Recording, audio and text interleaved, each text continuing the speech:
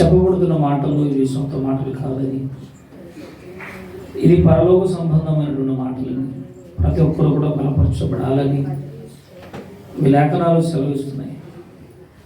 ఇంతవరకు జరిగిన ఆరాధన వందనాలు. మరి కొద్దిసేపు ఈ వాక్యము చెంతకు వెళ్ళుచుంటుండగా మీ పరలోక సంబంధమైనటువంటి మాటలతో మీ బిడ్డలతో మాట్లాడండి.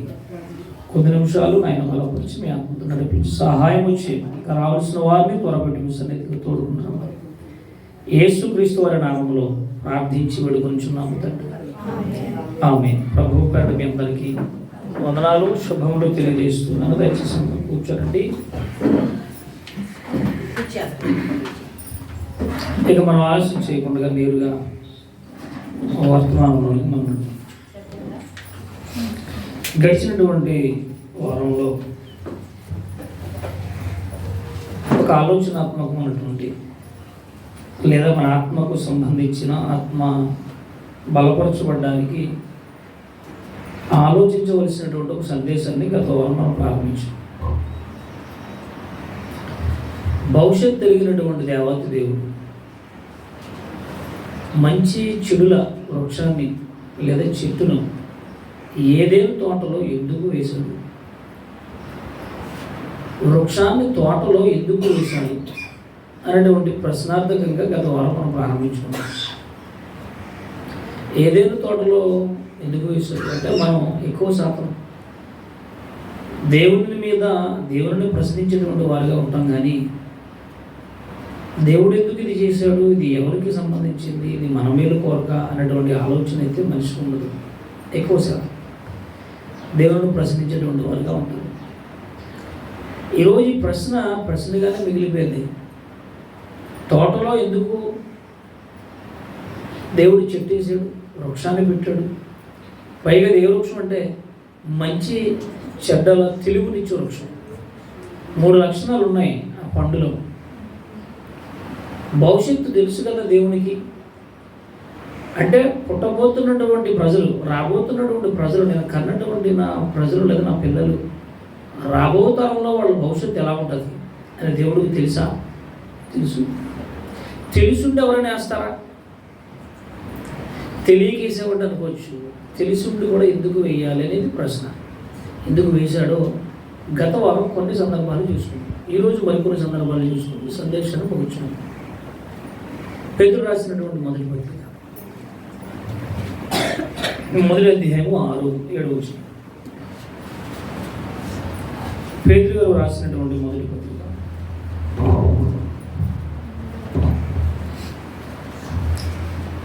మొదటి అధ్యాయము 6-7 వచనం.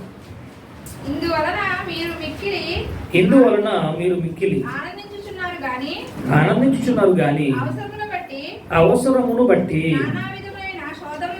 నానా విధములైన శోధనల చేత ప్రస్తుతమును కొంచెము కాలము మీకు దుఃఖం కలుగుతుంది, కొంతకాలం మీకు శ్రమలుంటాయి. నశించిపోవు సువర్ణము, చదవండి, అగ్ని పరీక్ష వలన శుద్ధపరచబడుచున్నది గదా, దానికంటే అమూల్యమైన మీ విశ్వాసము ఈ శోధనల చేత పరీక్షకు నిలిచినది. చాలండి. ఇక్కడ ఒక పదం కనపడుతుంది మనకి. ఇప్పటికే గత వారం ప్రారంభపు మాటలు విన్నాం మనం. కరెంట్ ఉంది కదా అని చెప్పేసి, స్వతంత్రం ఉంది కదా నా కరెంట్ అని చెప్పేసి కరెంట్లో వేలు పెట్టకూడదు. అగ్గిపెట్టి ఉంది కదా అని చెప్పేసి తగలబెట్టకూడదు. నాకు స్వేచ్ఛ ఉంది, స్వాతంత్రం ఉంది కదని చెప్పేసి మన ఇష్టానుసారంగా జీవించకూడదు అని పౌలు భక్తుడి ద్వారా పరిశుద్ధాత్మ హెచ్చరిస్తున్నాడు. ఇప్పటికే విజయవాడ అతలాకుతలం అయిపోతుంది. Bezawada Vijayawada already bus stand area అంతా కూడా మునిగిపోయింది. బస్సులో బండ్లన్నీ వెళ్ళట్లేదు. ఆల్రెడీ దుర్గా టెంపుల్ అక్కడ ఆల్రెడీ పర్వతం అదేంటి శిఖరాలు, ఆ కొండ చర్యలు విరిగిపడ్డాయి. 4-5 చనిపోయారు. ఈ సంఘటనలన్నీ జరగడానికి కారణం ఏంటో ఈరోజు మనిషి ఆలోచించలేనివాడిగా ఉన్నాడు. ఏదైనా తోటలో చెట్టు ఎందుకు వేసినటువంటి కూడా ఆలోచించలేనటువంటి వాడిగా ఉన్నాడు. మన బైబిల్ ఉండగలిగా ఎందుకు ఈ విపత్తులు? ప్రకృతి విలయం ఈ విపత్తులు ఎందుకని ఈరోజు మనిషి ఆలోచించలేనటువంటి స్థితిలో ఉన్నాడు అన్న సంగతి మీరు గుర్తుపెట్టుకోవాలి. మొన్నటిదాకా గత 4-5 సంవత్సరాలుగా వర్షాలు లేవు. ఏదో తుఫాను పడితేనే 1 రోజు 2 రోజులు కొంచెం వర్షం వచ్చి వెళ్ళిపోయేది. సూర్యుడు పగబెట్టాడు అన్నారు. టీవీలు ఇదే చూసాను, ఏం దొరికితే మాట్లాడతారు. ఇప్పుడేమంటున్నాడు టీవీ లేనోడు, టీవీ వాడు చంద్రుడు పగబట్టాడు అంటున్నాడు. అన్నారా? చంద్రుడు పగబెట్టాడంట.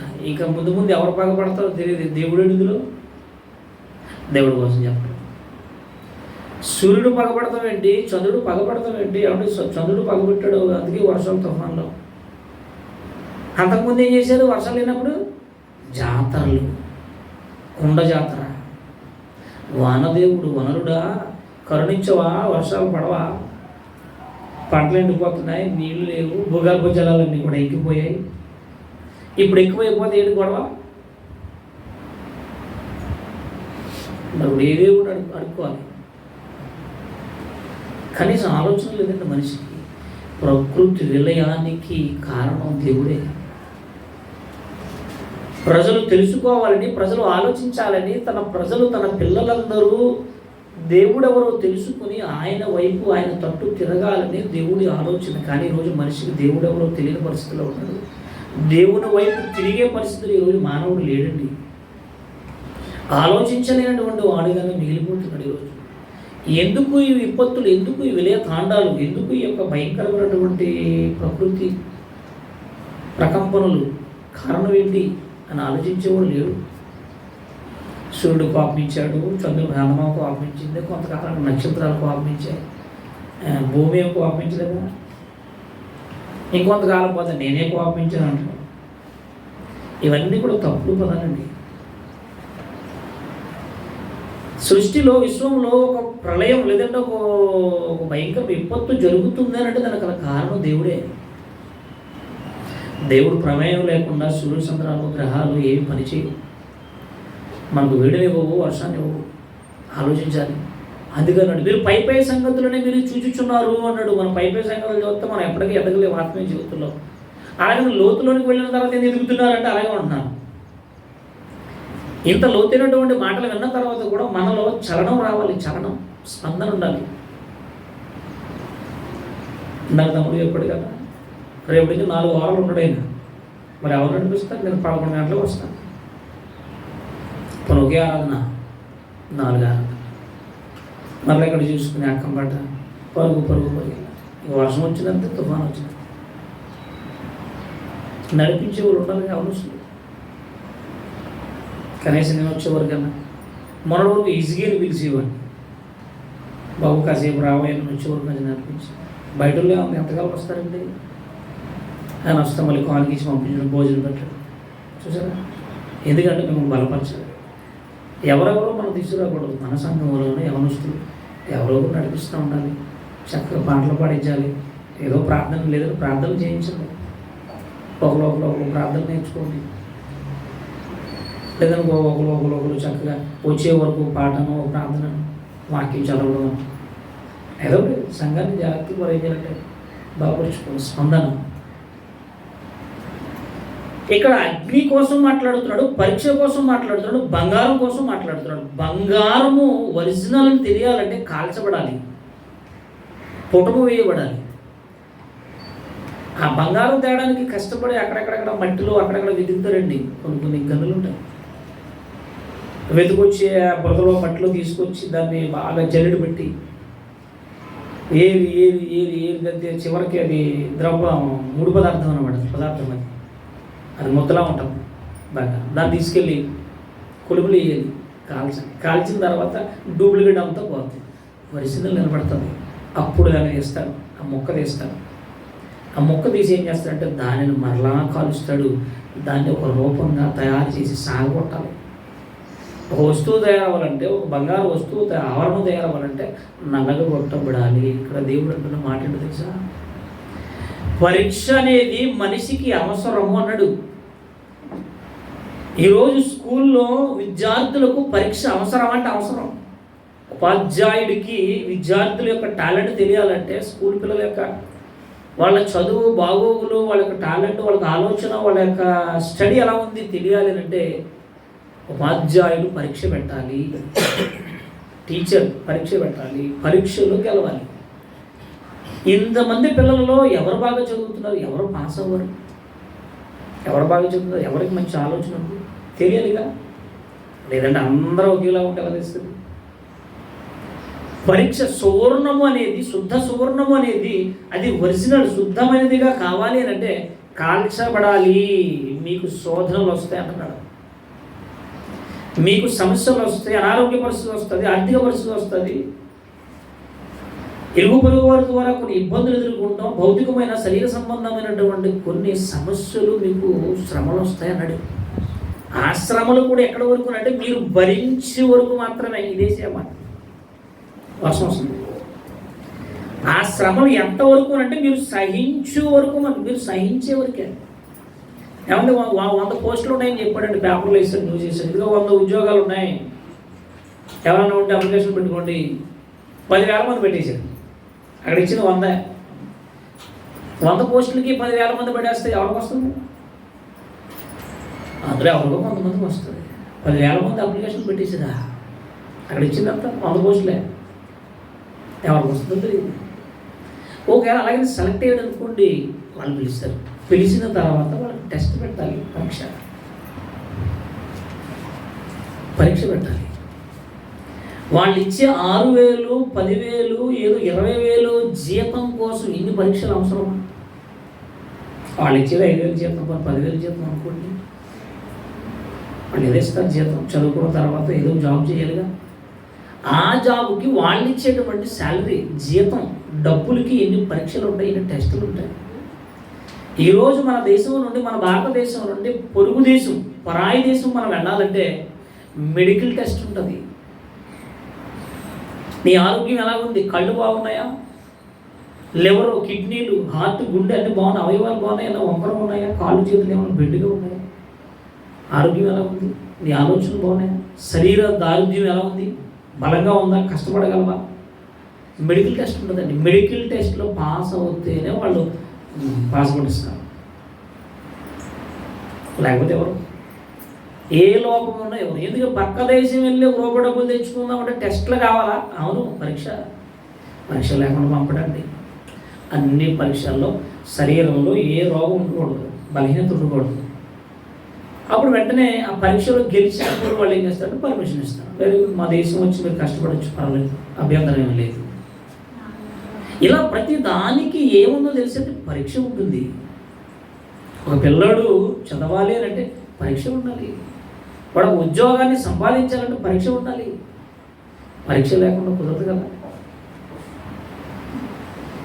ఒక 5,000, 10,000 శాలరీ జీతం కోసం ఇన్ని టెస్టులు ఉన్నప్పుడు, ఒక పక్క దేశం వెళ్ళడానికి ఇన్ని టెస్టులు ఉన్నప్పుడు, మెడికల్ టెస్ట్, పరలోకం వెళ్ళాలంటే మనకి టెస్టులు వద్దా చెప్పండి? టెస్ట్ ఏది? పరీక్ష వద్దా? ఏదైనా తోటలో దేవుడు ఎందుకంటే చెట్టు చేసాడు అంటున్నాం అంతే. అసలు ఎందుకు వేసాడు?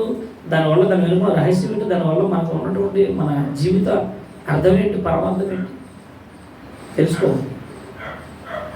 చెట్టు ఎందుకు వేసాడు? ఇంకా ముందుకు వెళ్ళిపోవాలి. చూడండి, తిమోతికి రాసిన మొదటి పత్రిక 3వ అధ్యాయం 1వ వచనం చదవండి. ఇంకా ఏంటో ఒక పరీక్ష చెప్తాను మీకు. ఈ పరీక్ష ఏంటంటే అధ్యక్షుడైన వాడికి ఉండవలసిన లక్షణాలు చూడండి. అధ్యక్షుడు అనగానే సేవకుడు అంటే, సేవకుడు కూడా పరీక్ష ఉంటుందా? ఉంటుంది. ఎవరు పడతారు? రొట్టు రాసి ఇచ్చేయకూడదు, సువార్థికుడు ఇవ్వకూడదు. సువార్థికుడు సువార్త చెప్పాలి, వాక్యం చెప్పాలి. కొన్ని అర్హతలు ఉంటాయి. ఈ అర్హతలు ఉంటేనే అధ్యక్షుడుకు అర్హుడు నాయకత్వానికి. చూడండి ఎన్ని ఇచ్చాడు చూడండి. తిమోతికి రాసిన మొదటి పత్రిక 3వ అధ్యాయం ప్రారంభవచనం. ఎవడైనను అధ్యక్షత పదవిని ఆశిస్తే అట్టివాడు దొడ్డ పనిని అపేక్షిస్తున్నాడని మర్చిపోడు. దొడ్డ పని అనగానే పెద్ద పని, బాధ్యత, ఆత్మల భారం, ఒక సంఘ బాధ్యత. సంఘాన్ని నడిపించాలంటే చాలా కష్టమండి. సంఘంలో అందరూ ఒకలా ఉండరు, అందరూ మనసులో ఒకలా ఉండరు, అందరి ఆలోచన ఒకలా ఉండదు, ఒక్కొక్కరి ఆలోచన ఒకలా ఉంటుంది. వీటన్నిటినీ సహించాలి అధ్యక్షుడు, సేవకుడు. దొడ్డ పనిని అపేక్షిస్తున్నాడన్న సంగతి గుర్తు పెట్టుకుని ప్రారంభించాలి, దిగాలి. దొడ్డ పని అనగానే పెద్ద పని, బాధ్యత, భారం.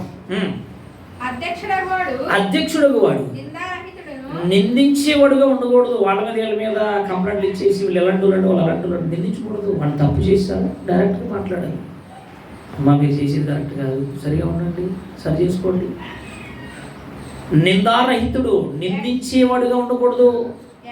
నెక్స్ట్, ఏకపత్ని పురుషుడు, ఒకే భార్య ఉండాలి. వీటన్నిటిని వివరిస్తే మనకి చాలా టైం అయిపోతుంది. ఒకే భార్య ఉండాలి. మళ్ళీ చిన్నెళ్ళు పెద్దలు అక్కడ తాట తీస్తాడు దేవుడు. చిన్నెళ్ళు పెద్దలు ఉండకూడదు. సేవకుడు, అధ్యక్షుడు, పాస్టర్, ఒక నాయకుడు ఉండవలసిన వాడు బైబిల్ పట్టుకుని సేవ చేసేవాడు ఉండవలసిన లక్షణాలు ఇవి. ఈరోజు చాలామంది ఎవరు పిలిచారు వెళ్ళిపోతుంటారు అంతే. అతనికి అర్హతలు ఉన్నాయా, సేవా గుణాలు ఉన్నాయా చూడండి, ఎలాంటి లక్షణాలు, ఎలాంటి పరీక్ష పెడుతున్నాయి చూడండి.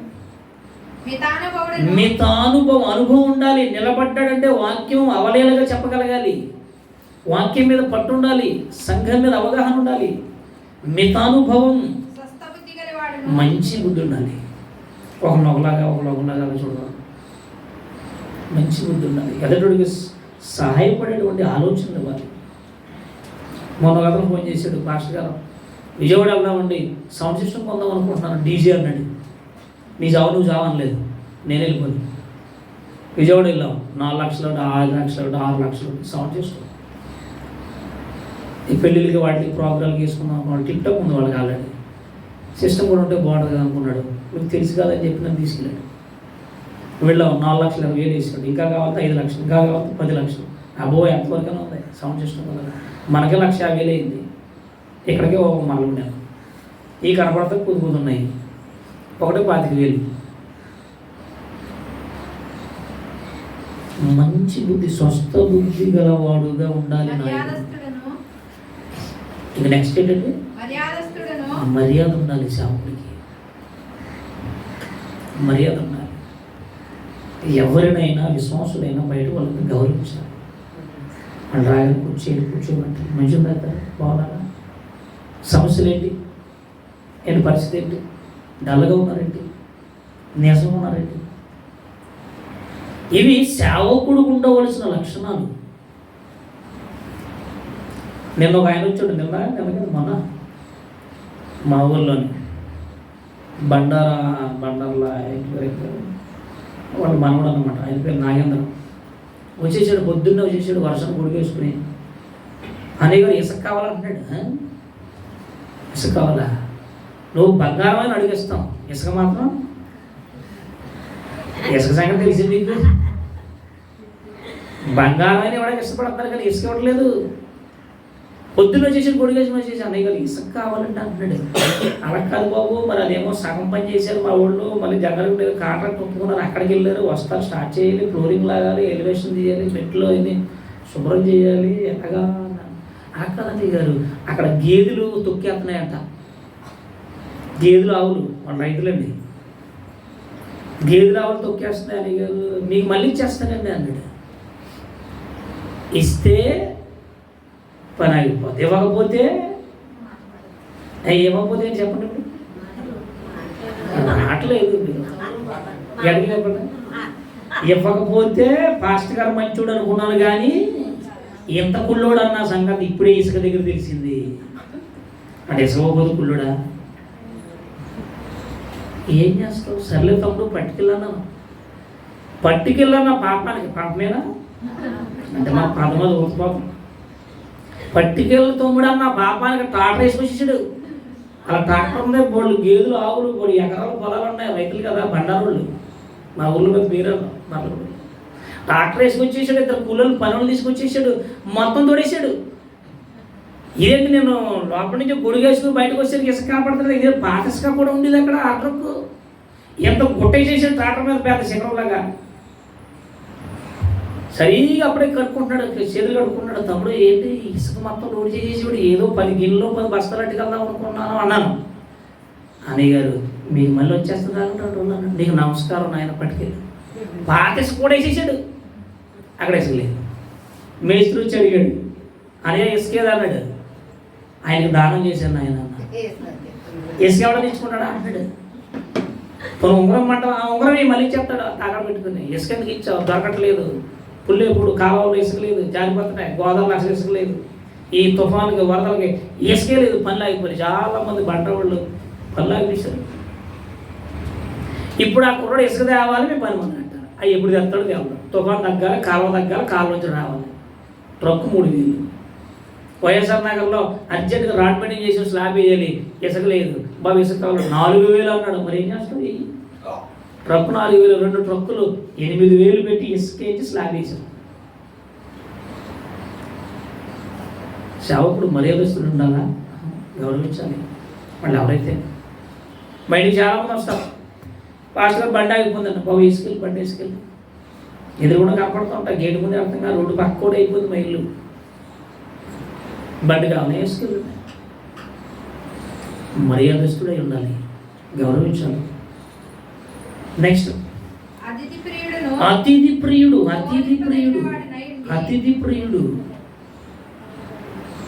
అతిథిగా ఉండాలి. అతిథులను వచ్చేవాడిని గౌరవించి మర్యాదగా మాట్లాడాలి. కొంతమంది ఇంటికి వెళ్తా ఉంటే కనీసం కూర్చి కాలు మీద కాలు వేసుకుంటారు. చాలా ఇలాంటి ఆలోచనలు చాలామందికి మార్పు లేదండి. నేను చాలామందికి ఇప్పటికే చూస్తున్నాను. కూర్చో ఉండదు, గౌరవం ఉండదు, కనీసం ఏముండదు. వచ్చావా, ఎందుకు వచ్చావా, పోతావా, కూర్చో. సేవకుడికి కదండి, విశ్వాసులు కూడా ఉండాలి లక్షణాలు. అప్పుడే మనం ఆత్మీయులు, లోకస్తులు కాదు. మనం మూర్ఖులుగా మూర్ఖపత్వంతో గర్వంతో ఉండవలసినటువంటి వారు కాదు. మనం అతిథి ప్రియులు. మన ఇంటికి ఎవరు సేవకుడు వచ్చారా గౌరవించారు, విశ్వాసులు వచ్చారా గౌరవించారు. ఎవరు వస్తే వారికి ఇంకేమో చూడండి, బోధించగలిగే సత్తా ఉండాలి. మధు తాగకూడదు. మనకు ఒక ఆయన ఉన్నాడు, పెద్ద సేవకుడు, ఎక్కడ మన పక్కనలోనే శ్రీనివాసపురంలో. ఎంతమంది తెలుసమ్మా? తెలిసే చెప్పరు మీరు, పెద్ద పబ్లిసిటీ. ఆయన నేనే అనుకుంటా, నాకన్నా పట్టుకుంటే ఎంత ఉంటాడు.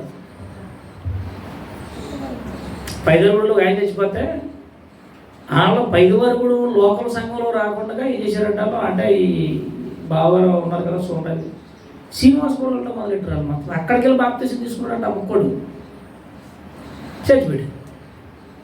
చనిపోయిన తర్వాత ఆయన ఫోన్ చేస్తే నేను ఎక్కడో పాలకొల్లా ఉన్నాను, మీ సాగు అన్నాడు. మాకు ఫోన్ చేసి చూసారు అవకాశం అది. మరి పాస్టర్ గారు పాతిపెట్టారు, ఎందుకంటే బాప్తీసం తీసుకున్నాడు కదా. మాకు ఫోన్ చేశాడు, మరి బాబు ఏమైంది అంటే వెళ్ళిన తర్వాత మేము వెళ్ళిన కాసేపు ఆయన చేశాడు. పాస్టర్ గారు అయ్యారు మీరా ఏంటి అసలు మీరు ఉండాలంటే నాకు తెలుస్తుంది, ఎలా ఉండిపోతుంది అక్కడ. సరేలేండి మీరు ఉంటే ఇంకేది గొడవ లేదు, ప్రార్థన చేసి వెళ్ళిపోడు. ధ్యానం చేసింది మేము సమాధి వేస్తేనే కానీ రాదట. పరిగెడుతున్నారు జనాలు అక్కడ. మద్యపానీ ఉండకూడదు, మత్తు పదార్థాలు తీసుకోకూడదు జాబులు. ఇంకా చెప్పాలంటే చాలా ఉన్నాయండి. మనం టైం అయిపోయింది, చేసుకుందాం. సాత్వికుడును జగడవాడువాడు. సాత్వికం ఉండాలి, ఓర్పు ఉండాలి సేవకుడికి, సాత్వికం ఉండాలి. సాత్వికం తర్వాత ఏముంది? జగడాలు ఆడకూడదు. దీన్ని ఒకటి ఎవరైతే మన టైం లేదు కాబట్టి సబ్జెక్ట్ ముగించుకోవాలి కనుక నేను దాటుకుంటూ వెళ్ళిపోతున్నాను. జగడాలు ఆడకూడదు. నువ్వెంతో మీరు అంటారని చెప్తున్నాను నేను. రా చూసుకుందాం, నువ్వైనా సరే నేనైనా సరే. గొడవ జగడం ఆడకూడదు, జగడాలు పెట్టకూడదు. జాబు అధ్యక్షుడు ధనాపేక్ష లేనివాడై ఉండాలి. డబ్బు కోసం ఏదైనా తెగించకూడదు దేనికైనా. నెక్స్ట్ సంపూర్ణమైన మాన్యత కలిగి తన పిల్లలను కుటుంబాన్ని స్వాధీనపరుచుకునేవాడు ఉండాలి. కుటుంబాన్ని ఇంటిని ఏలేవాడు ఉండాలి, పాలించేవాడు ఉండాలి. ఇంటిని కాపాడుకోలేనప్పుడు పిల్లల్ని కంట్రోల్ చేసుకున్నప్పుడు సంఘాన్ని ఎలా కాపాడతామని అడిగాడు ఆయన. అమ్మ బాబాయ్, ఇన్ని పరీక్షల సేవకుడికి అధ్యక్షుడైన వాడు, అధ్యక్షుడు. వచ్చి టైం అయిపోయింది. నెక్స్ట్ కొరింథీయులకు రాసిన మొదటి పత్రిక 10వ అధ్యాయం అధ్యక్షుడైన వాడు సేవకుడుకు ఇన్ని లక్షణాలు ఉంటేనే అతడు సేవకుడు. బైబిల్ పట్టుకుని ఎప్పుడు పోయి సేవ చేసేది నాకు అన్నీ వచ్చేసి అనకూడదు, రోడ్ల మీద తిరగకూడదు. సేవకుడికి లక్షణాలు ఉంటాయి. అధ్యక్షుడు పదవి అంటే అధ్యక్షుడు, సేవకుడు అనేవాడు, నాయకుడు అనేవాడికి ఉండవలసినవి ఇన్ని పరీక్షలండి. నాయకుడు కూడా పరీక్షలు ఉంటాయా? ఉంటాయి. తండ్రిగా పరీక్షలు ఉంటాయి, తల్లిగా పరీక్షలు ఉంటాయి. వాళ్ళ పిల్లలను పెంచాలి, కష్టమైన నష్టాలను భరించాలి, వాళ్ళ కోసం ఏమండి కష్టపడి శ్రమించాలి. పరీక్ష. చదువుదాం 10-13. మొదటి కొరింథీయులకు రాసిన పత్రిక 10వ అధ్యాయము 11వ వచనం. సాధారణముగా మనుషులకు కలుగు శోధనలు తప్ప ఇంకంతకు మించి ఎక్కువగా చచ్చిపోయేంత శోధనలు దేవుడు మనకి ఇవ్వడంటే ఆయన ఖచ్చితంగా చెప్పేస్తున్నాడు ఇక్కడ. మనుషుడు, మానవుడు సహించగలిగినంత శోధన ఇస్తాడు, భరించగలిగినంత శోధన మాత్రమే పెడతాడు. ఇక ఆ తర్వాత ఏమంటున్నాడు చూడండి, మళ్ళా దేవుడు నమ్మదగిన వాడు, మీరు సహింపగలిగినంత మట్టుకు మాత్రమే అదనమాట, ఎక్కువగా శోధించినవాడు అంట. ఒకవేళ శోధన వచ్చిందనుకోండి, శోధనలో నుండి బయటికి పడే ఆలోచన కూడా ఆయన చెప్పాడు చూడండి. అంతేకాదు, సహింపగలిగిటప్పుడు ఆయన శోధనతో కూడా తప్పించుకునే మార్గమును కూడా ఆయన ఇస్తాడు. ఎంతకైనా ఇంకేం కావాలండి మనకి? ఇన్ని ఇచ్చినా నెగ్గలేకపోతున్నామంటే మనల్ని ఏమనాలి? ఉపాధ్యాయుడు, టీచర్ వచ్చి పరీక్ష పెట్టారు, స్కూల్లో పరీక్ష జరుగుతుంది. టీచర్ గారు వచ్చి, మాస్టర్ అరే నువ్వు రాయలేకపోతున్నావా, నేను చెప్తాను రాసి అన్నాడు అనుకోండి. రాయలేకపోతే ఏమనాలి అనుకోండి? టీచర్ చెప్పిన తర్వాత కూడా నీకు చూపించి రాయమన్న తర్వాత కూడా రాయట్లేదంటే ఏమనాలి ఆ విద్యార్థిని? ఈరోజు క్రైస్తవ పరిస్థితి అదేనండి. దేవుడు ఇచ్చినటువంటి అన్ని అవకాశాలను కోల్పోతున్నారు.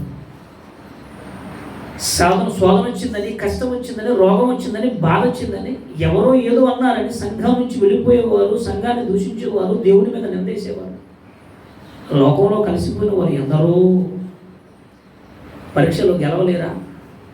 నెగ్గలి కదా. క్రైస్తవుడు అయినందుకు శ్రమ అనుభవించాలన్నాడు. బయట వాళ్ళకి కాదండి. శ్రమ అనేది, శోధన అనేది, బాధ అనేది, వ్యాధి అనేది, కష్టం అనేది ప్రతి మనిషికి ఉంటుంది. విశ్వాసులకు కూడా ఉంటుంది. నేను చర్చికి వెళ్తున్నాను కదా, నాకు కష్టం రాదనుకోకూడదు. ఎప్పుడు ఎందుకుంటుంది? పరీక్ష కోసం దేవుడి పంపించాడు. దేవుడు శోధిస్తాడా? శ్రమ పెడతాడా? పెడతాడు. ఆయన శోధించినట్టు కానీ శ్రమ పెడతాడట. వాటికి ఏం చేయాలట? మనం సహించాలి, భరించాలి. ఏమంటే చర్చికి వెళ్ళాను కానీ దేవుడు నాకు ఈ మేలు చేయలేదు, ఎందుకు వచ్చిన గొడవ? కొంతమంది అటు ఇటు ఉంటారు, వెళ్దామా వద్దా, మానేద్దామా. కొంతమంది ఎందుకు వచ్చిన గొడవ అంటే దేవుడు ఏం చేయలేదు, మానేత్తం బెటర్, లోపల కలిసిపోయారు. మరొకటి 2 కుటుంబాలు లోపల కలిసిపోయాయి. అంటే ఏదో సాగులు, పిల్లలు కొట్టలేదని గొడవ పెట్టి ప్రార్థన చేసి రాత్రి తెల్లవారు 4 ప్రేర్లు తెల్లవారు ప్రార్థన చేసేసి దేవుడు 2 ఆడపిల్లలు ఇచ్చాడు. మంచి పండులాంటి పిల్లలు ఇచ్చాడు.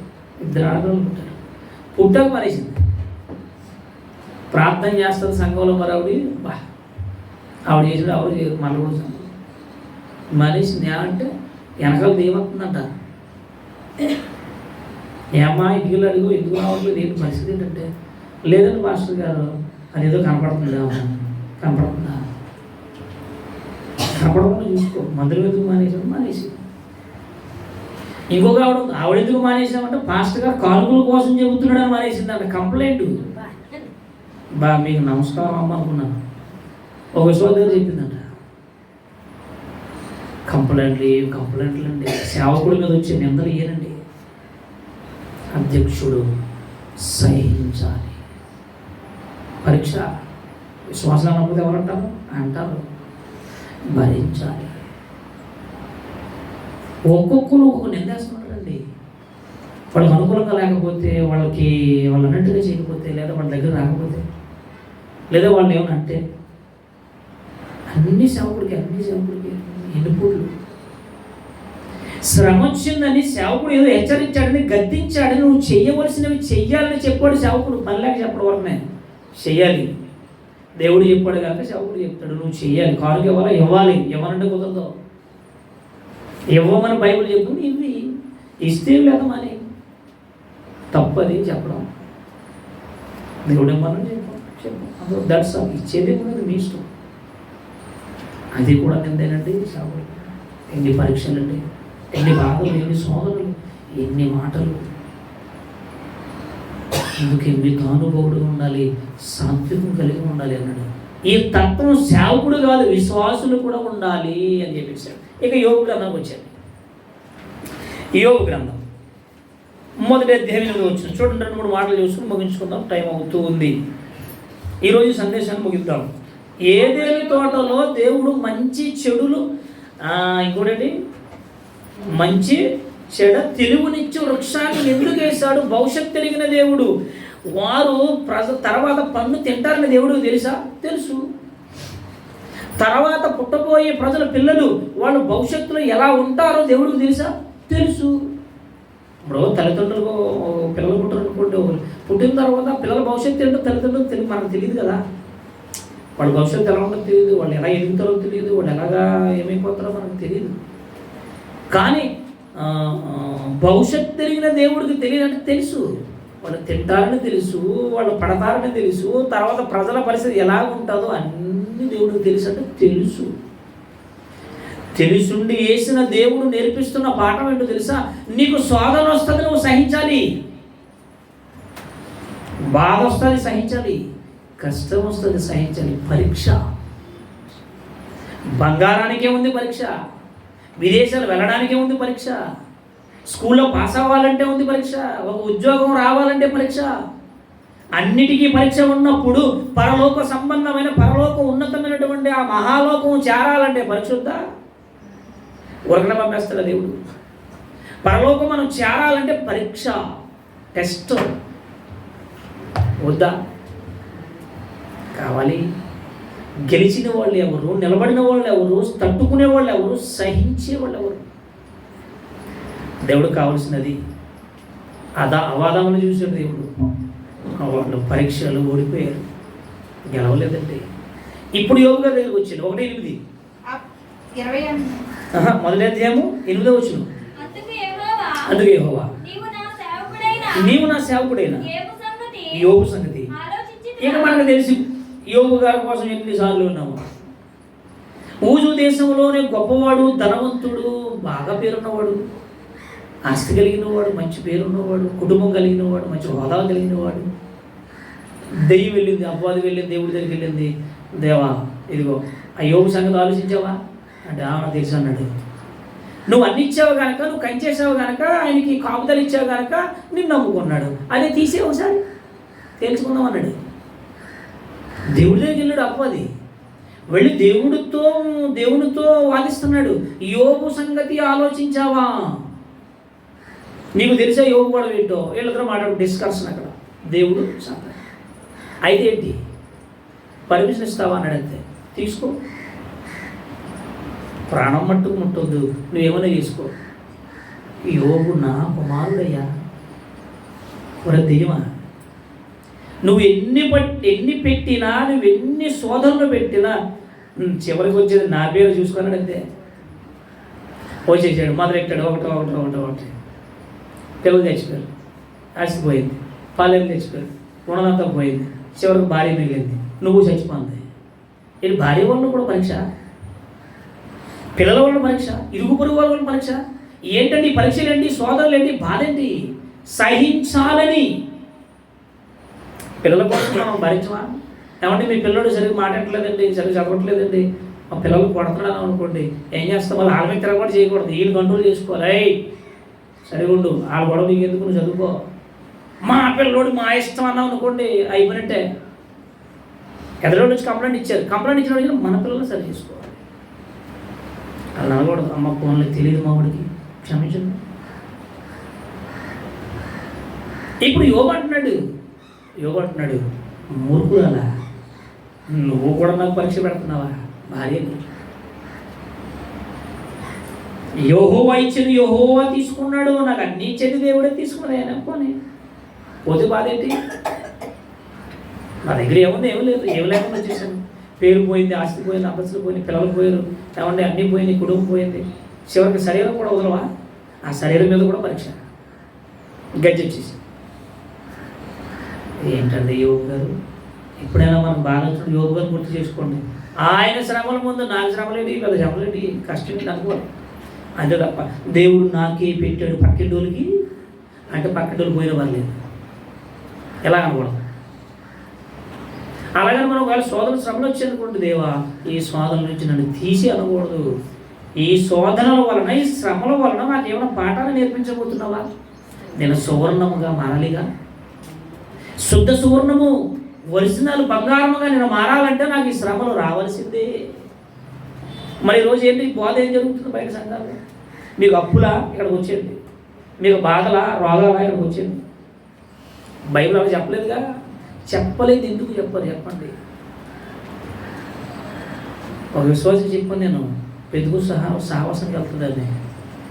అమ్మా ఏంటి పరిశుద్ధాత్మ అల్లరేంటి, గోలేంటి, కేకలేంటి, ఈ విధానం ఏంటి, ఇవన్నీ కూడా కరెక్ట్ కాదు, బైబిల్లో లేవి, అపోస్తులు ఎవరు చేయలేదు అని చెప్తే ఆవిడలో స్పందన వచ్చింది. అలాగనే వాళ్ళు ఎవరు కించపరచాలని కాదు, వాళ్ళు చెడగొట్టాలని కాదు, వాళ్ళు ఏదో సంఘానికి దూరం చేయడం కాదండి. మనకు నిజం కావాలి, బైబిల్ కావాలి, దేవుడు కావాలి, పరలోకం కావాలి. ఎవరైతే మనకేంటి అడిగింది. శోధన వచ్చిందా భరించు, రోగం వచ్చినా సహించు. మీ సంఘం నుంచి, సహవాసం నుంచి, దేవుడి నుంచి దూరం అవ్వండి, లోకంలో కలిసిపోకండి. ఇవి రావాలి. ఎందుకు అంటే మనం శుద్ధ సువర్ణముగా మారాలి, బంగారములా మారాలంటే కాల్చబడాలి. యోబు కాల్చబడ్డాడు, శోధింపబడ్డాడు. శ్రమల కొలువులో యోబు ఏం చేయబడ్డాడంటే పుటము వేయబడ్డాడు. గెలిచాడా? గెలిచాడు. Very good. సాతానుడు ఓడిపోయాడు. దేవుడు అన్నాడు, చూసావా అన్నాడు, అంతే. నాయన నీకు నమస్కారం. పోయాడు. యోబు ఏదనుకున్నాను, పాటు చేద్దాం అనుకున్నాను, గలిబిలి చేద్దాం అనుకున్నాను, లోపల కలిసిబలి చేద్దాం అనుకున్నాను, కానీ యోబు నేను ఏం చేయలేను అంతే. నిజంగా యోబు నీ కుమారుడు. ఇక యోబుని నేనే కలపలేదంటే ఇంకెవరు కలపలేదు అన్నాడు అంతే. మరి మన పరిస్థితి ఏంటి? నువ్వు సహించాలి. శోధన వచ్చింది, బాధ వచ్చింది, వ్యాధి వచ్చింది, కష్టం వచ్చింది, ఇబ్బంది వచ్చింది, అవమానం వచ్చింది, భరించాలి. వాళ్ళే క్రైస్తవులు. ఎవరి కోసం? నా దేవుని కోసం నేను భరిస్తాను. కొరింథీయులకు రాసిన పత్రిక 2 మాటలు. మొదటి కొరింథీ 10:23 పౌలు గారు చెబుతున్నటువంటి స్వాతంత్ర్యం చూడండి. అన్ని విషయములందు 10:23 మొదటి కొరింథీ అన్ని విషయములందు నాకు హక్కు ఉంది. పౌలు గారు అంటున్నాడు, అన్ని విషయముల అందు నేను రోమా సామ్రాజ్యం, రోమా గవర్నర్ దగ్గర నుంచి కదా, రోమా అధికారం నుంచి నేను లైసెన్స్ తెచ్చుకున్నాను. నాకు పెద్ద అధికారం ఉంది. నేను ఏమైనా చేయగలను, నేను ఎక్కడికైనా వెళ్ళగలను, ఎవరైనా చంపేయగలను, నా ఇష్టం వచ్చినట్టు జీవించగలను. అయితే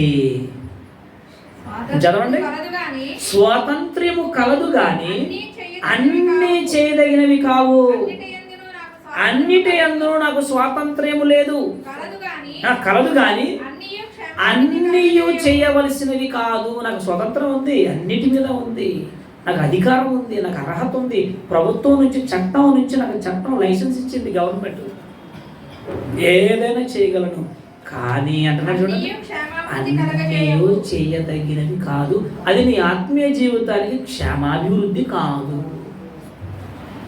తుఫాను వచ్చేస్తుందండి, కాలువ వస్తుంది, పెద్ద కాలువ వస్తుంది, నీరు పురోగమన పైన వెళ్ళిపోతుంది రోజుల నుంచి. నాకు స్వాతంత్ర్యం ఉంది అని వెళ్ళాం అనుకోండి, ఎక్కడికి? నీటిలోకి. అప్పుడు దాని స్వాతంత్రం చూపిస్తుంది అన్నమాట. నీ స్వాతంత్రం ఏంటో రా అంటుంది. వెళ్ళిన తర్వాత దాటేద్దాం కదా అనుకుంటాం. వర్షం వచ్చినప్పుడు ఇంత లోతు నీరు వెళ్తున్నప్పుడు ఎందుకు వెళ్ళాలి? నాకు స్వతంత్రం ఉంది కదా, నా ఇష్టం, నాకు బలం ఉందంటే నాకు వెళ్ళిపోద్ది, ముంచేస్తుంది, అక్కడ అయిపోద్ది స్వతంత్రం గోతిలో. పౌలు గారు చాలా అద్భుతంగా చెబుతున్నాడు ఇక్కడ. నాకు స్వాతంత్ర్యం ఉంది, హక్కు ఉంది, అధికారం ఉంది, చట్టం నా చేతిలో ఉంది, ఏదైనా చేయగలను. కానీ అన్నీ అది క్షేమాధారమైనవి, అది నా ఆత్మ జీవితానికి క్షేమం ఉండదు. నా ఆత్మీయ జీవితం దూరం అయిపోతుంది. నా దేవుడికి నచ్చదు, నా దేవుడికి వద్దన్నవి నేను చేయకూడదు. అది నా ఆత్మీయ జీవితం దెబ్బతింటుంది కనుక నేను అన్నీ చేయను అన్నాడు. అందుకే ఎంత క్రూరుడుగా, హింసకుడుగా, దుర్మార్గుడుగా, మూర్ఖుడుగా ఉన్నాడు, అంతగా దెబ్బతిన్నాడు. ఎంత సహించాడండి? రాళ్ళతో కూడా ఎవరు ఊరుకుంటారు? ఈరోజు తిడితే ఎవరు ఊరుకుంటారు చెప్పండి? నా ప్రభువు నిమిత్తము, నా క్రీస్తు నిమిత్తము నేను ఇంతకన్నా ఇంకా ఎక్కువ దెబ్బలు తినాలి అన్నాడు ఒక చోట. ఈ సరిపోవట ఏంటి? ఇన్ని బాధలు పడిన తర్వాత, ఇన్ని తన్నులు తన్న తర్వాత, రాళ్ళతో కుట్టిన తర్వాత, గొదులు పడేసిన తర్వాత ఏంటంటే రక్తం కారిపోతుంటే సరిపోవా? మన పరిస్థితి ఏంటి? ఈరోజు క్రైస్తవ పరిస్థితి ఏంటి? కొంచెం ఒంట్లో బాగోపోతే చాలు సహించలేము మనం. నాకు ఎందుకు వచ్చిందంట? మంచిది, జ్వరం వస్తే మంచిదే, చెడ్డదేం కాదు, శరీరానికి మంచిది, మనకు తెలియదు. జలుబు వచ్చింది మంచిదే, తుమ్ములు వచ్చాయి మంచిదే, అలాగే ముక్కు మూసుకున్నారు కాక టఫేలు వెళ్ళిపోతారు అంతే. తుమ్ము చాలా మంచిదండి బాబు, బైబిల్ చెప్తుంది. ఇలాంటి మనకు నచ్చ మీకు త్వరలో చెప్తాను. దిష్టి లోపమా, మానవ దృష్టి లోపమా? మీకు చాలా చెప్పారు ఇలాంటి, అయినా చాలామందికి స్పందన లేదు, వింటున్నారు కానీ మార్పు లేదు. అన్ని మామూలే, ఆయన పాటగా చెప్తాడు, మన పని మంది అన్నట్టుగా ఉంటున్నారు. మళ్ళీ చెప్తాను, దిష్టి లోపమా, దృష్టి లోపమా? తుమ్ము మంచిది, చాలా మంచిది, శరీరం అంతా ఫ్రీ అయిపోతుంది. అది మన శరీరంలో దేవుడు పెట్టినటువంటి ఒక మంచి పద్ధతి.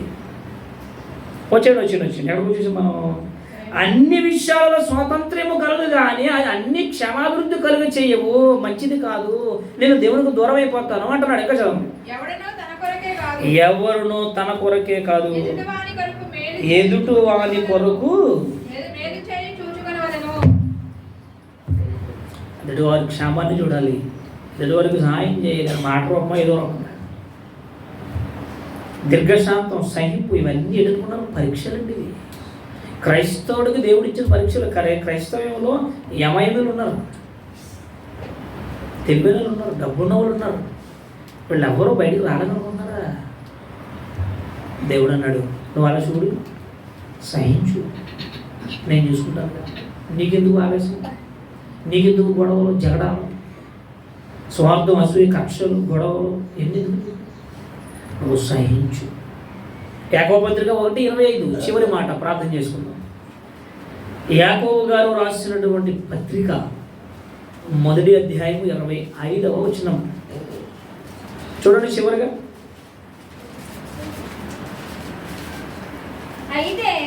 అయితే స్వాతంత్ర్యమునిచ్చు సంపూర్ణమైన నియమములో తేరి చూచి నిలకడగా ఉండువాడెవడు? వాడు విని మరచువాడు కాక క్రియలు చేయువాడై ఉండి తన క్రియలలో ధన్యుడవ్వాలి. మీకు ఆల్రెడీ 2 కంప్లైంట్లు ఇచ్చారు. ఇద్దరు ఏం చేశారు? సహవాసం, అసలు మొత్తం గుడే మానేశారు, వాళ్ళు కలిసిపోయి లోపల. పోనీ వేరే చోటకి ఎక్కడికి వెళ్తున్నారా? ఎక్కడికి వెళ్తలేదు, కళ్ళ ముందే తిరుగుతున్నారు. అంటే ఆ వస్త్రం ఉండే కుదరలేదు. అదేంటి ఆత్మీయ జీవితంలో ఎదిగి సంఘంలో ఎదిగి ఒకేసారి ఇలా మానేస్తే నీ ఆత్మీయ జీవితం ఏమైపోద్ది? అంటే నీకు స్వాదం వచ్చిందని మానేసావా? ఇబ్బంది వచ్చిందని మానేసావా? ఏది క్రియల ద్వారా దేవుని నువ్వు ఏనాడైనా చూపించావా? నీ క్రియల్లో చూపించావా? నీ క్రియలలో చూపించావా? బాధ వచ్చింది, కష్టం వచ్చింది, వ్యాధి వచ్చింది, అనారోగ్యం వచ్చింది, ఏదో ఇబ్బందులు వచ్చాయి, అలాగే గుడి మానేస్తున్నావా? అంటే పరీక్షలను నెగ్గవా, గెలవవా? ఒకవేళ రాబోయే తరంలో ఒకవేళ దేవుడు కనుక ఏదైనా తోటలో ఏదైనా వనంలో చెట్టు కనుక వెయ్యి ఉండకపోయి ఉంటే రాబోయే తరంలో అడిగేవారు, రాయరా నేను చెట్టు వేయాలనుకున్నాను, మిమ్మల్ని పరీక్షించాలనుకున్నాను అని ఒకవేళ అడుగుంటే అప్పుడు మనం ఏమంటాం తెలుసా? ఏసి ఉండవలసింది, నా టాలెంట్ ఏంటో చూపిస్తాం అంటాం మనం.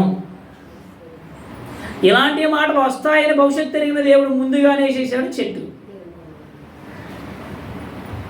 ఎందుకంటే మనుషుల ఆలోచన దేవునికి హృదయాంతరంగంలో అంతరంగాన్ని మొత్తం పరిశీలించేస్తాడు. మనం అంటాం కదా, ఆవులు ఇస్తేనట, అయ్యి బాబోయ్ డైలాగ్ బాగుంది, ఆవులు ఇస్తే అసలు పేగులు కనపడతాయా? సిగ్గులేదంట. సామెత అంటే అదొక బలమైన పదం అన్నమాట. అరే ఈడు ఉన్నాడంటే ఆవులు ఇచ్చాడంటే పేగులు ఎక్కడేస్తాడు, అది 2 పేగులు ఉన్నాయి, ఈ పేగుడికి వెళ్దాం అని ఆవులు ఇచ్చుకుంటాడు. ఏమండి ఇవన్నీ ఇలాగే లేనిపోని మాటలన్నీ పెట్టేసుకుని తప్పుడు పదాలు బాగా ఉపయోగిస్తామండి మనం. ఏమండి ఇదేమో నిజమైన పదమా చెప్పండి, మీరు ఆలోచించండి. ఆవులు ఇస్తే పేగులు లెక్క పెడుతుంటే నీకు పేగు కనపడదా? పేగులు ఎక్కడున్నా నీకు తెలుసా? మరి ఇది కరెక్ట్ కాదు కదా, అబద్ధం పద్ధతి ఇది వాడకూడదు. ఎలాగంటే మనకు నచ్చడం, నా ఇష్టం, మా తాత వాడాడు గనక దేవుని వల్ల ఆనాడు దేవుడు భవిష్యత్తు తిరిగిన దేవుడు రాబోయే తరాల వారికి నా పిల్లలకు నేను పరీక్షలు పెట్టాలి, టెస్ట్ పెట్టాలని ఏం చేసి తెలుసా? చెట్టు వేశాడు. ఎందుకు వేసావు అని అడగకూడదు మనం. మన కోసం వేశాడు, మన ఆత్మీయ జీవితం కోసం వేశాడు, మన మేలు కోసం వేశాడు, మనం తండ్రి కొరకు నిలబడాలని వేశాడు, మనం అన్నిటినీ శోధనలను సహించాలని వేశాడు. మన క్షేమం కోసమే, మన ఆత్మీయ జీవితం కోసమే, మన ఆత్మ ఎదుగుదల కోసమే మనం తండ్రి దగ్గరకు వెళ్ళాలని, ఇదిగో మనం శ్రమలు అనుభవించి ఆయన యొద్దకు వెళ్ళాలనే కోరికతో, ఆయన కాంక్షతో తోటేసాడు, తోటలో చెట్టేసాడు. అదండి దాని భావం. కనుక ఇలాంటి ఎన్నెన్నో లోతైనటువంటి మాటలు ఉన్నాయి బైబిల్లో. అవన్నీ మనం వినాలి, చూడాలి. ఇవన్నీ విడిచిపెట్టి అలా ఉండిపోకూడదు. మనం ఏం చేయాలి? అవి మన జీవితంలో క్రియారూపంలో చూపించాలి, క్రియారూపంలో చూపించాలి. నిజంగా ఆవిడకి పాపం ఎన్నో శోధనలు ఉన్నాయండి, కష్టాలు ఇబ్బందులు వచ్చేసి ఆయన పాపం గుడి మానట్లేదండి, దేవుడు విడిచిపెట్టలేదండి. ఆవిడకి ఎంతో అనారోగ్య పరిస్థితి ఉందండి, ఆయన మందిరానికి వచ్చేస్తుంది. ఏమంటే ఆవిడ చాలామంది ఆయన చాలామంది తిడతారండి, ఆయన దేవుడు ఉండలేదండి.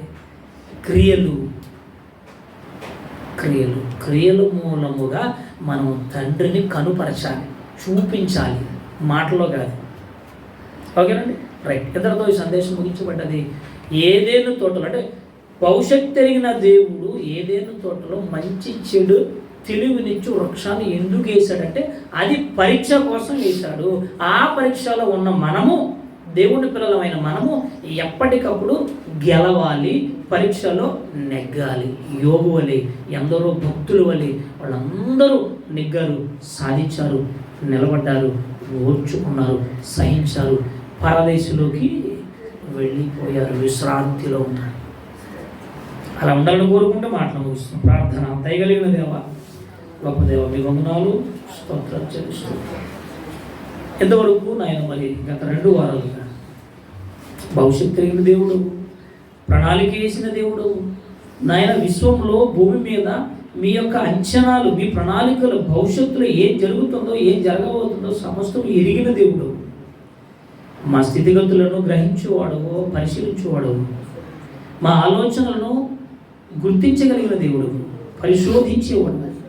కనుక మేము నిలబడగలుగుతున్నామా లేదా బలహీనమైపోతున్నామా, నీ నుండి దూరం అయిపోతున్నామా, లోకంలో కలిసిపోతున్నామా, ఎలాంటి స్థితిగతుల్లో ఉన్నామో పరిశీలిస్తున్న దేవా, పరిశోధిస్తున్న దేవా, పరీక్షిస్తున్న దేవా, మరొకసారి మీ కృతజ్ఞతలు చెల్లిస్తూ చెప్పబడిన మాటలు మీ బిడ్డల హృదయాలలో ఫలింపచేసి వారి జీవితాలలో క్రియారూపకమైనటువంటి కార్యాలు మీ కొరకు నిలబడగలిగి సహించగలిగి గొప్ప ధన్యతను వీళ్ళందరికీ దయచేసి మహిమ పొందమని, తదుపరి కార్యక్రమం తోడుకుందామని యేసుక్రీస్తు నామమున ప్రార్థిస్తున్నాము తండ్రి. ఆమేన్, ఆమేన్. అందరికీ వందనాలండి.